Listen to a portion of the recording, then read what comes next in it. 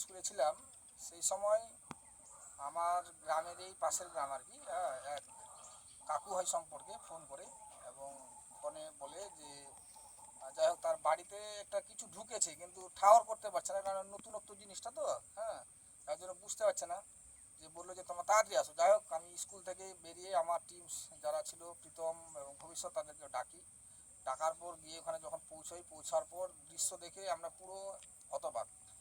যে আমরা সাপ ভেবেই গেছিলাম, কিন্তু গিয়ে দেখলাম যে না, এটা তো একটা অন্য জিনিস। পুরো পর্যবেক্ষণ পর দেখলাম যে এটা সাপ নয়, এটা কিন্তু একেবারে পুরো আননোন, সেটা হচ্ছে একেবারে তক্ষক। এই তক্ষকের আনুমানিক বাজারে মূল্য কোটি কোটি টাকা। তো যাই হোক, সেটা আমাদের উদ্দেশ্য নয়। আমাদের উদ্দেশ্য হচ্ছে সেই প্রাণীটাকে আমাদের রক্ষা করার দায়িত্ব আমাদের শুধু নয়, প্রত্যেকেরই। সেই জন্য আমরা এখানে এই সোনাঝুরির যে জঙ্গল, হ্যাঁ, সেই জঙ্গলে আমরা ওকে ছাড়তে এসেছি। হ্যাঁ, যাই হোক, এরকম ধরনের কোনো প্রাণী আপনারা যদি দেখতে পান, অবশ্যই কিন্তু তাকে রক্ষা করার দায়িত্ব কিন্তু সবার।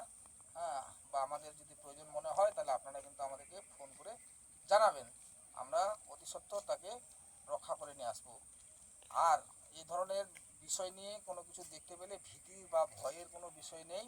হ্যাঁ, আপনারা নির্দ্বিধায় আমাদের ফোন করতে পারেন, হ্যাঁ, আমাদেরকে জানাবেন, আমরা সেখান থেকে উদ্ধার করে নিয়ে আসবো। ধন্যবাদ। জয় হিন্দ, বন্দে মাতরম।